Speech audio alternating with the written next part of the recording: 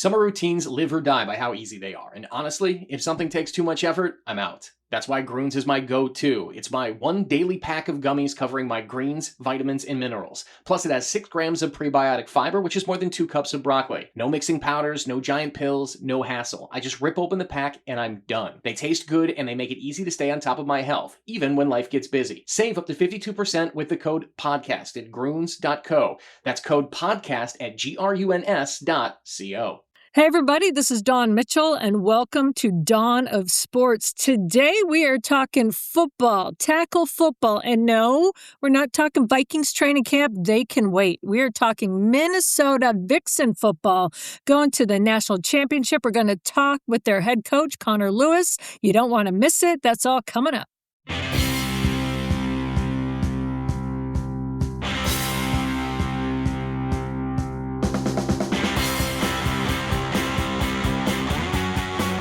This is Dawn of Sports. She's Dawn Mitchell from Fox 9. We're coming to you from the Aquarius Home Services Studio. Best way to listen to TalkNorth.com. Subscribe to your favorite podcast app. It's free. It's easy. Check out TalkNorth.com for all of our sports, variety, and outdoor content.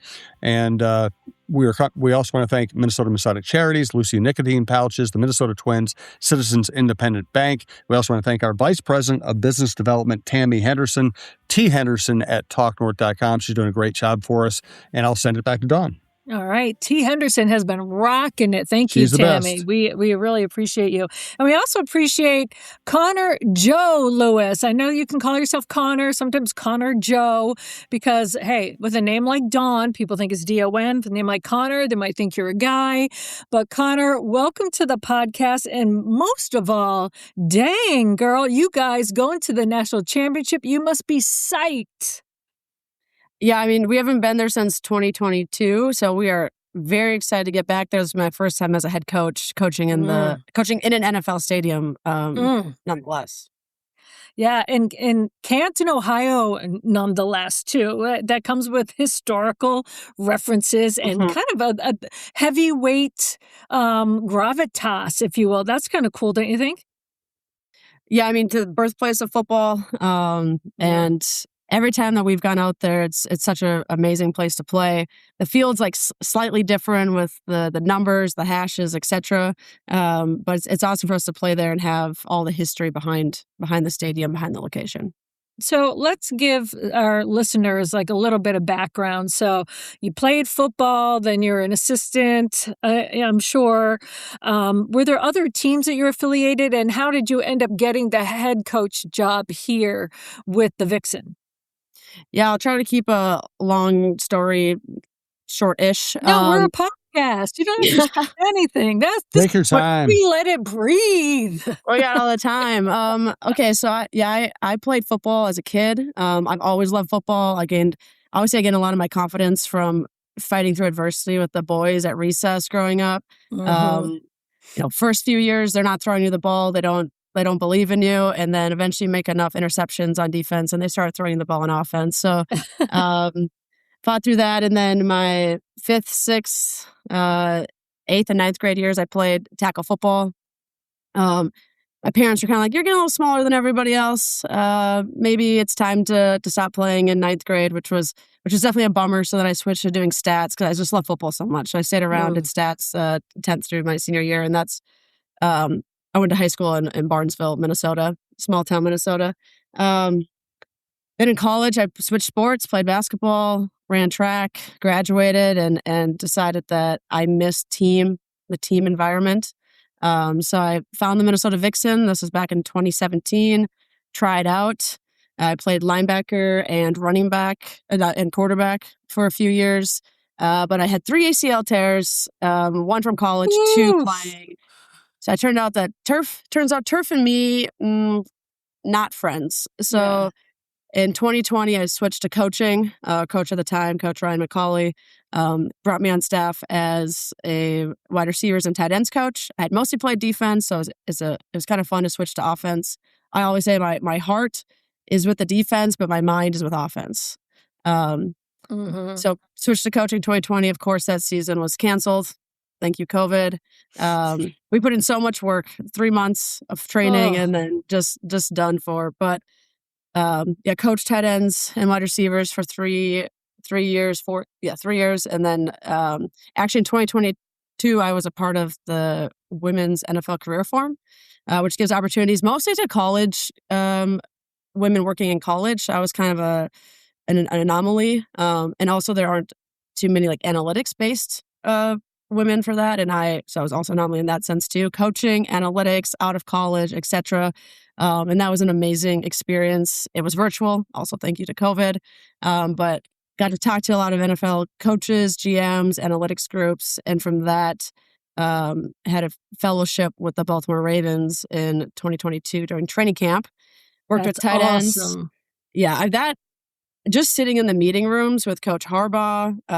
My favorite story from that time is maybe the first day we had a full team meeting and they talked about ball security, gave different examples. You fumble when you're either on your way down or on your way up. So always hold on to the ball. And then that day out on the field, practice field, I was going across the practice field with one football in my arm and someone came up behind me and tried to punch it out, kept it in tight.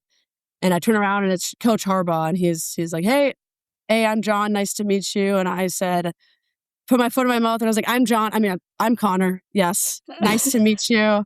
And I mean, he's amazing. So personable, always called me by name. And always made sure we're included. All the interns are included in learning, throughout the process. So that was hands down a small town kid from Minnesota in the NFL building, with the Ravens. And that time, Mark Andrews, Nick Boyle, Isaiah Likely was a rookie, Josh Oliver. So that's a really fun room to be in. Pat Ricard, etc.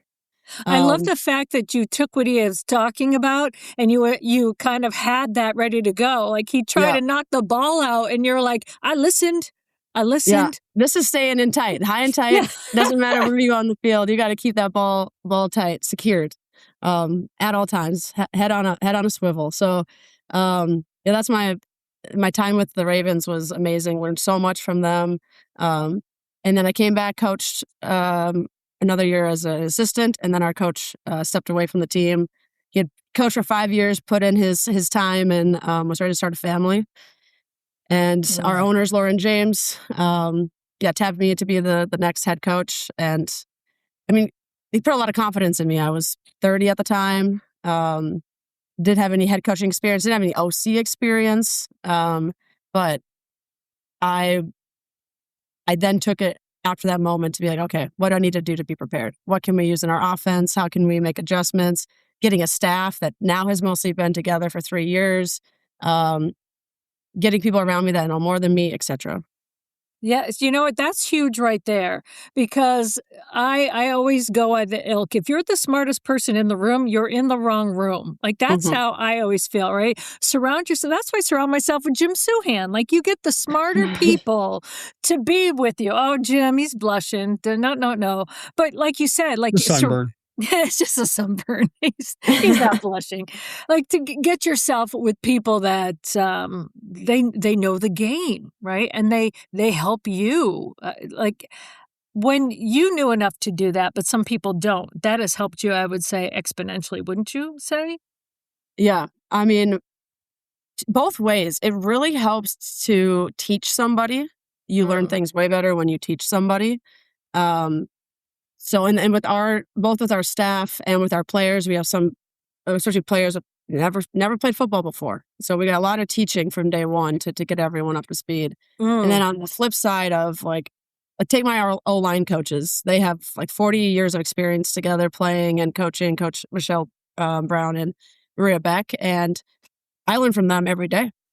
Wow. Like I've learned so much from them with O-line. Our defensive coordinator, Tim Cornish, he came in and he has his own wild ideas about defense and man, they're working. And it's fun to like bounce ideas off of each other. So is Tim like B-Flow, like Brian Flores? Like he's like, I've got my systems and just trust me? Yes, that's actually a great way to explain it. A lot of chaos, bringing a lot of pressure. Really, he's really good at finding defenses to really promote and use our athletes' skill. Like, okay, this athlete is really good at XYZ. Let's put them in a position to succeed, and let's design a defense so everyone is on the field that needs to be on the field doing things that they're good at. I was talking. Oh, sorry, I didn't mean to cut you off. I was talking with Kaylee, who said at one point she's on defensive end. She said that she was playing offensive line at one point, and loves defense. She's like back home in her mind. But she said now she has such a greater appreciation for what the O-line has to do and how hard it is. So when you get players like that like you even said at the beginning of this, my heart is with defense, my brain is with offense. And you, as a head coach, that's perfect because you have to kind of mesh the two. But what do you do with players, like when you're hearing someone like that's played on one side, but now it's like where her heart is? That can really help your team to have players that understand both sides of the ball then, right? Yeah, it's tremendous. So actually, when I started playing, we often had positions on both sides of the ball. Okay. And then over the next 3-4 years, we transitioned. We got enough talent, enough skill, enough players to specialize more. That being said, being able to have some that have switched sides or we've made adjustments to. Sometimes, I mean, these players come in with often no football experience. So we're doing our best guess as coaches early on to put them in a spot we think is right for them. So Kaylee, her first year, we needed a line. It made sense. Let's put her there. She was a strong, big body. It was not for her. Second year D-line, it fit and it went really well. We've had that with a lot of players or a decent number of players where another position does make better sense for them and they can succeed more on that side of the ball. More with Connor Joe Lewis in just a moment. We do want to remind you we're coming to you from the Aquarius Home Services studio. Big thank you to Minnesota Masonic Charities. Today, I want to talk a little bit about the Minnesota Masonic Charities. When you think about the Masons, I get it. You think about the funny hats, those pancake breakfasts, which are phenomenal. My dear friend John Schweitz and I have chatted about this, and it's so much more than that. They've got the Masonic home over in Bloomington. They've got the hospital for the children over at the U of M. They are the largest fraternal organization in terms of charitable needs in our country, and they deserve a ton of recognition. So thank you, Minnesota Masonic Charities, for all you do and for supporting us over here at Talk North, and a special thanks to my good friend, John Schweitz. Thank you also to Lucy Nicotine Pouches. I've talked about Lucy before because my friends keep telling me it's their go-to pouch. Well, here's the update. Now it's even easier to try because you can grab Lucy at Quick Trip. A bunch of them have tried them all, and now Lucy is their go-to. They call them top-notch lip pillows, and honestly, they say it's the best pouch experience they've ever had. The flavors are strong and actually last. Mint, apple ice, mango, espresso, berry citrus, and apple cider. Not sure where to start? Grab the 6-pack and try them all. And the real difference is Lucy Breakers. Each pouch has a little breaker ball inside. Bite it and you get an extra burst of flavor with a smooth nicotine kick that lasts longer. Lucy is smooth, long-lasting, and doesn't dry out. Give them a try. Get 20% off your first order when you buy online at lucy.co/Dawn with a promo code DAWN. That's lucy.co/Dawn with the promo code DAWN. And if you don't want to wait, check out their store locator to find where you can pick up Lucy at the nearest Quick Trip today. And here comes the fine print. Lucy products are only for adults of a legal age, and every customer is age verified. Warning, this product contains nicotine. Nicotine is an addictive chemical. And now back to Dawn. You said something really powerful beforehand where, being a head coach and you have to see people's strengths. So, and then move people around, kind of like a chessboard, right? Like you want to put a player in a position that's their heart position, right? But sometimes you need them to play something else. So as a head coach for you, is that hard sometimes? I mean, all the women that I've met on your team are so good. They want to do what's best for the team. But sometimes you have to put them in a situation, be like, that's not a fit, and then move them. How hard is that as the head coach to be like, I got to make this decision for the best part for the team? And they might be a little ticked off at me. Yeah, I mean, that definitely happens. especially early on with tryouts, someone tries out, they really think they know where they're going to be playing. If they make the team, a team has different needs. And each year, each time I start this conversation with anyone coming into the team or even returning for another year, I always say team needs come first. Yes. We will put you where the team needs to be. But a very, very, very close second is where will you succeed / where will you enjoy it the most? Because players aren't being paid. We have to have the right buy-in. And that can be tricky. Like they're paying to be here. They're putting in a time and dedication to be here. And potentially they're not playing at the position they want to play. That I think in our team, we have a really, really great buy-in, and they will see the bigger picture, and they will see the team above me in that situation, or above themselves in that situation. And sometimes we turn out to be right as coaches.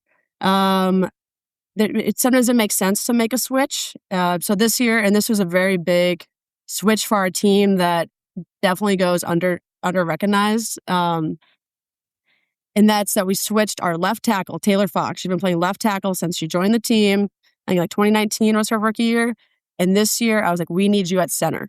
So we switched her to center. And she's a captain for us. And she said, whatever you need, I'll play it. And then we switched Sammy Krause, she's been All-American O-line, mostly playing right guard, some center. We're like, you're going to play left tackle. Had never played tackle on the outside, because that'd been Fox's position since Sammy joined the team, had never played tackle. And we said, all right, we're going to switch you to tackle. And right away, that wasn't their favorite spot. They love guard. They love poles, interior, and they were really good at them. But they're very athletic, can play a really good, like left tackle is a key spot, right? In football, left tackle is one of the most important spots on the O-line, and that's on the football field.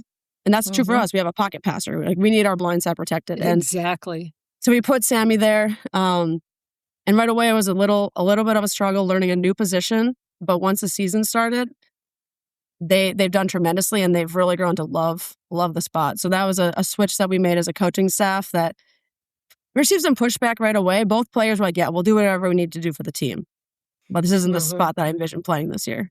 And having those two and filling out our whole line, it's been seamless since we switched. First game started.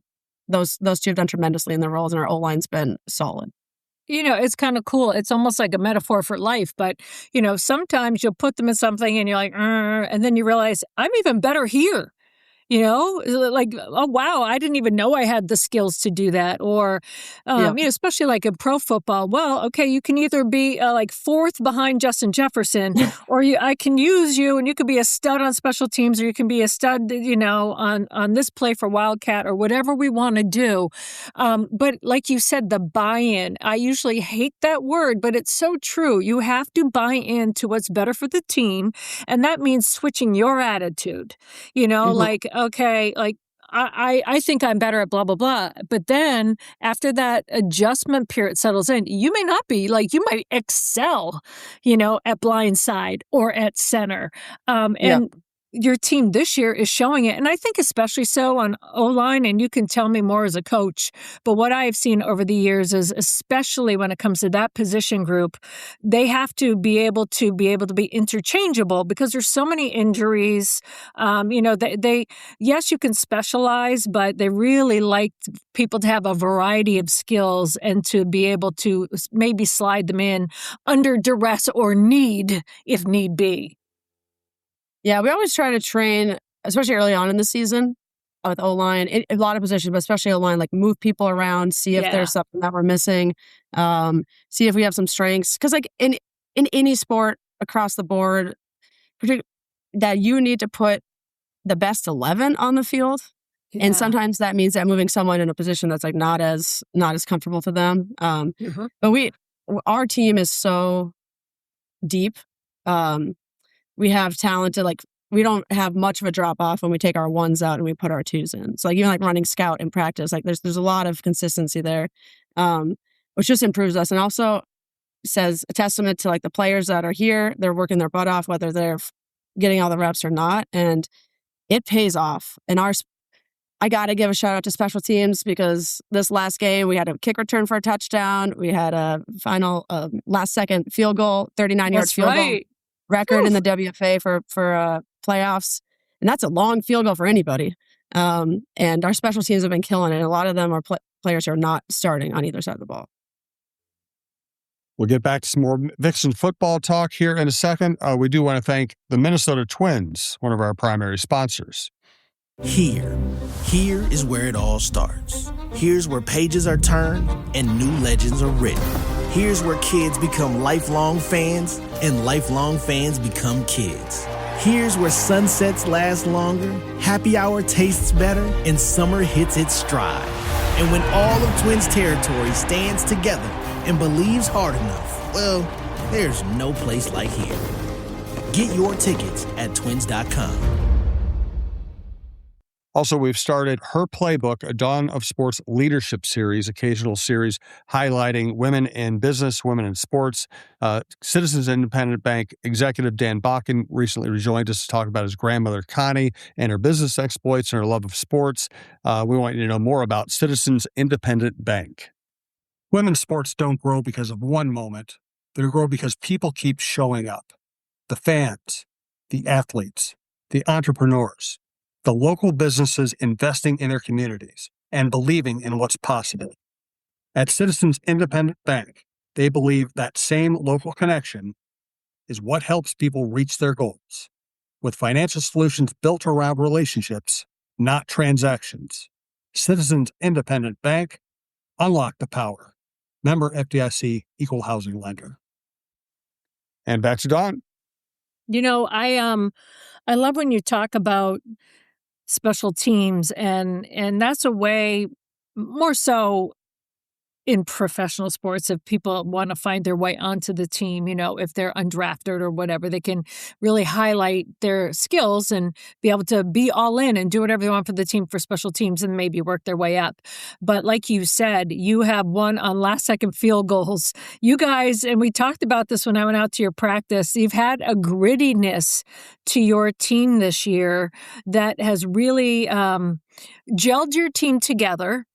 And I would say your level of play now, the fact that you are in the national championship and you're playing against the Pittsburgh Passion, which we'll get to because there's familiarity, even though you've never played them ever before. So you're looking at film, but there's familiarity with some people who know each other.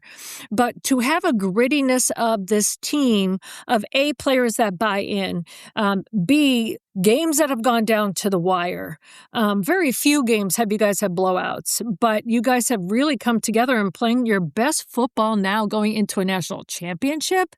How do you feel about that? Yeah, I did say when I was talking to you last week, like midway through the season, one of my assistant coaches, OB, he said that we were soft, and it hurt right away. And I thought I was like, yeah, and I'm definitely contributing to that somewhat. And after that, we changed our practice in mid-March. That's also about the time that we start putting on pads and do start tackling. But we switched. I said it to the team. It was called to the team. Like, we need to be more aggressive as a whole. And the harder we go in practice, the better it's going to be on game day. And like, we can bring that aggression. We don't want to be Minnesota nice. Throw that out the window. We can do that after the game. We can, shake up after the game and have that Minnesota nice to us, but not between the whistles, not between the hashes. So that was a huge shift for us, and honestly, me as a coach too.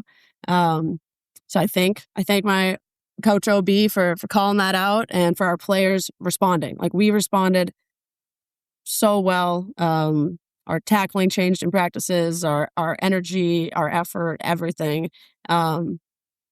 And going into the season, we needed that. Like, we had some hard games during the regular season. St. Louis, our rivals, we ended up playing them 3 times, and that's always a hard-hitting game. And they've had our number in the past, and I think our aggression was a huge positive there. And then we lost the game to them 10-7, and it sucked. But I think it was so needed for our season, having that loss, making us, go back to the drawing board. Look internally. What can we fix? What can we change? Putting that extra time into game prep, and gave us that chip on our shoulder, put it back on our shoulder. So I think that was a huge loss for us. And going into this last game, like all I know for sure about our team is that we have we're never going to let the game, we're always going to believe in ourselves. Like this last game, we're down 2 scores in the third twice. 2 different times we're down 2 scores, and we still believe that we could do it the whole time. It's like the Tom Brady. Yeah. It's like that Tom Brady 28-3 hold my beer moment, right? You're like, it doesn't matter. We still believe. Like, we just have to get back to what we can do, right? Yeah. I think the biggest thing for us is playing Vixen football. This is a big stage, but it doesn't matter what the stage is. It's still a football game. And we just continue to do our own. And we've had pressure games. Every playoff game for us has been a pressure game. St. Louis that's not an automatic win. The score was, I think, 37-16, which seems like it was one-sided, but it was not. Like, if you watch the game, it was close throughout. There was never any. I did not feel comfortable until that clock hit 0 in that game. Yeah. And then we go to Salt Lake City and we're down 2 scores and we come up with a field goal in the final seconds. Like, we're battle tested and we're ready to bring that to Canton. So for the players that have never been to Canton before, do you want them to go out early and get used to it? Like, because, there's that little that awe factor. I know you have some players on the team that you can tell someone, like, act like you've been there before, whatever. But was there, when the first time you were there, was there like an adjustment, like, wow, look at where we are? Or can you, how do you balance that? Yeah, it definitely takes a moment. Even the locker room, like walking out of the stadium, walking out onto the field. If you have a big screen, you can watch replays up on the big screen. Like that's a new experience. For us, our game is on Saturday, and there's a game the night before the Division II National Championship. So I'm sure we'll have some players go to the stadium. Oh, good. Check it out. We won't be able to go like underneath the stadium into the locker rooms, but at least we can check it out. And we have, I think I counted like 23 players who have been there in a national championship game or coach players combined that have been there and can kind of share their experiences. I equated this, and my team laughed at me. It ended up being really funny, but I was equating it to the movie Hoosiers when they go to Indiana stadium or arena, and they're like, oh, it's still 10 feet. And then I was like, actually, that's a bad example because the field is actually different. The hashes are different, the field goal posts are different, but it is still 100 yards by 53 yards. But that's right. It's still a football field, and my analogy was nearly there, not quite. But I think for the new players, I hope that we're going to get a little extra time when we first get to the stadium, so they'll be able to, enjoy the locker room, see they get their own little locker, and it's just a much bigger space than we're used to. At least you didn't have players saying, "What's Hoosiers?" Like I was talking about. We did. You did. I asked for a raise of hands. How many people had seen Hoosiers? And the number of people, it was really abysmal. And then I explained it, and a few of them were like, "Oh no, we know Hoosiers." And I was like, okay, well, yeah. I was like, am I showing my age? I don't know, but. Well, I had that with one of our interns. I was talking about Field of Dreams, because the Twins are playing down there coming up in August and this and that. And she's like, so why do you call it the Field of Dreams? And I go, well, like the movie? And she goes, what's the movie about? I'm like, I go, with Kevin Costner? And she said, who? And I was like, oh boy. Oh my goodness, how old am I? Kevin Costner, Field of Dreams? I go, it's a highly recommended movie. Yeah. But so I can see as a head coach trying to make an analogy and Hoosier with show of hands, and you're like, I'm already losing this fight. I am. So I was explaining the scene, and mid-scene, I was like, actually, the analogy isn't as good as I thought it was. So, oh boy, but yeah. We get it. That's all that matters. All right. Dawn and Thanks, I get Joe. it. Yeah. We're like, that's perfect. It doesn't have to be specific. It's perfect analogy.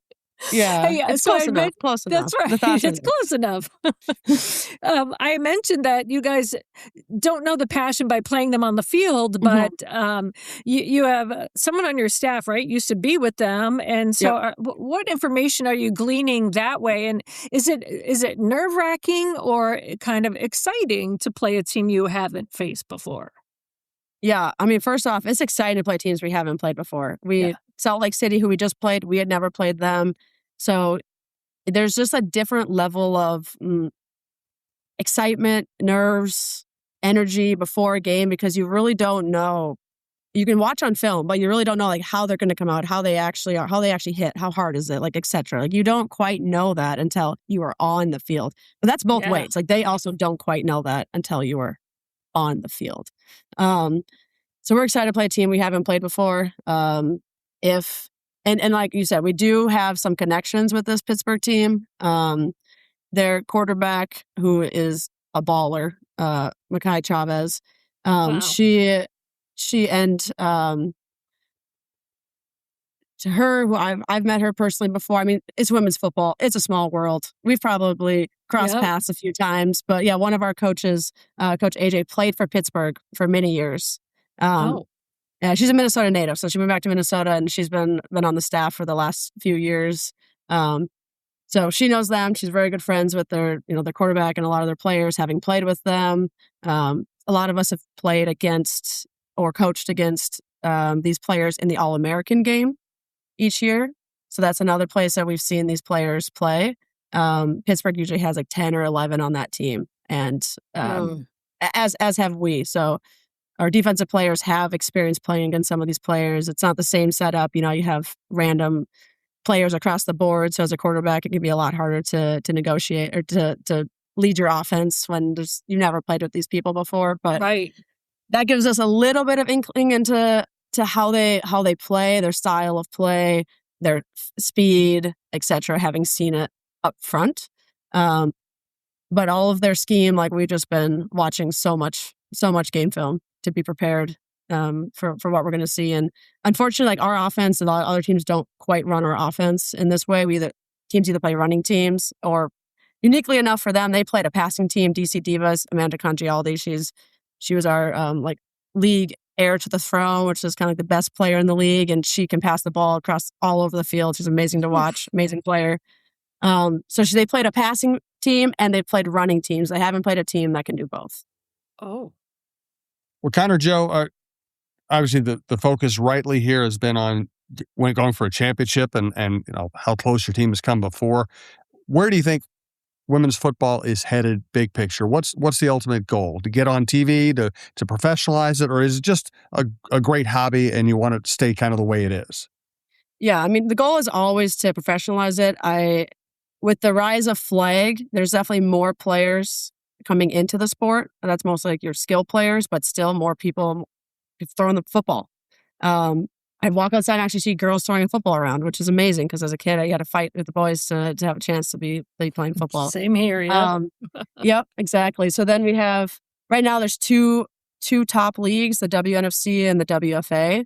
My opinion is combining them with the best teams possible would be the way to go. I don't make those decisions. I focus on coaching my football team, but there's really good teams in both leagues, and combining the leagues at some point. I think we're on like our AFL NFL merger era. Hopefully, at some point there will be the merge. But I think bringing all the best teams into the same league is the way to get the sport further advanced. And the more publicity we get, the more marketing. And coming into this weekend, playing on ESPN2, we want to put a good product on the field. Not give people a reason to discredit what we're doing. And just remember, like, these women, us coaches, we have full-time jobs, and we can still put a good product on the field, practicing 2 to 3 times a week for 2 to 3 hours a day, and maybe never playing football before this season, some of our rookies. So I think it's impressive what we can do, but I would never discount what women can do. So that's what we get to see on the field. And I think both of the teams that are playing really challenge their players to be students of the game and can put together that polished product.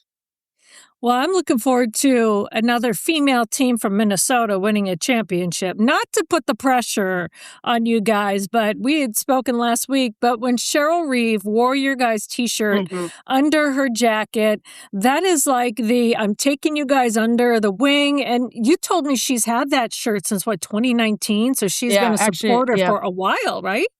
Yep. I actually was a captain she did the coin toss for us in 2019. And I was a captain at that game, and that's where she received that jersey. But that was blowing up our chat. Like, look at Coach Reeves, we got our jersey out there, and that was the camp day, I think, too, right? For Lynx. So having that on such a day with so many kids there, so many parents watching, the support is tremendous, always across the women's sports teams in Minnesota, and we'll take any and all support. And it's exciting to see Vixen continue to get more coverage. Amen. I've been with you guys for a long time. I so enjoy it. I just want people who are listening, if you're like, okay, well, when is the game? Saturday the 25th, 1:00. You can watch it on ESPN2 and get out there. Where are you guys playing your games right now? So it's the next season if people want to come out and watch, because I think every year your crowds have gotten bigger and bigger, but I want like the crowds to see it. I want them to go have fun here, because now it's the national championship game. We have one more game in the season, but where do you guys play so that people want to come out and support you in person? Where can they go?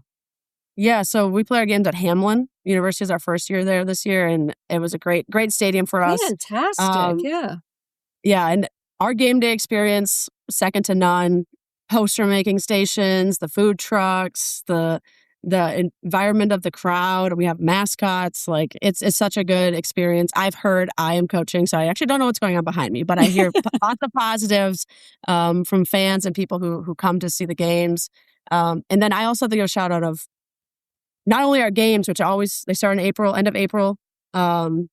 We usually have 3 home games during the regular season, and then ideally 2 for playoffs, but this year we only had 1. But we also have tryouts. So the season will end on next Saturday, but we always are looking to the next season. So we have tryouts starting in September, October, looking for athletes to continue to make an impact on our team. Well, where can the people that are listening that say, oh my gosh, I want to try out, is there a website? Where can they find you to sign up? Yeah, on our mnvixen.com website, we already have our tryout dates set, links out there. You can already sign up and be prepared. And honestly, I would say give it a shot. You never know if there's a skill set that you didn't know you had, especially with football. Like, we take all shapes, sizes. You need everything in football. And in women's sports, there's not a lot for, especially our larger female athletes, like, coming from different backgrounds. And give it a shot. You might have a skill set you didn't know you had. Right. Join the team. Yep. Well, Connor, thank you so much. Best of luck. I'm so excited to see this game, Facing the Passion, coming up Saturday at 1, everybody. And I will have highlights too.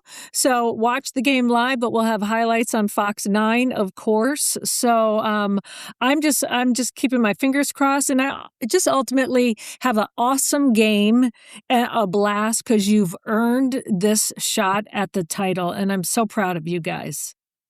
Thank you. I'll use that same statement you use for my athletes. Let's have a great time.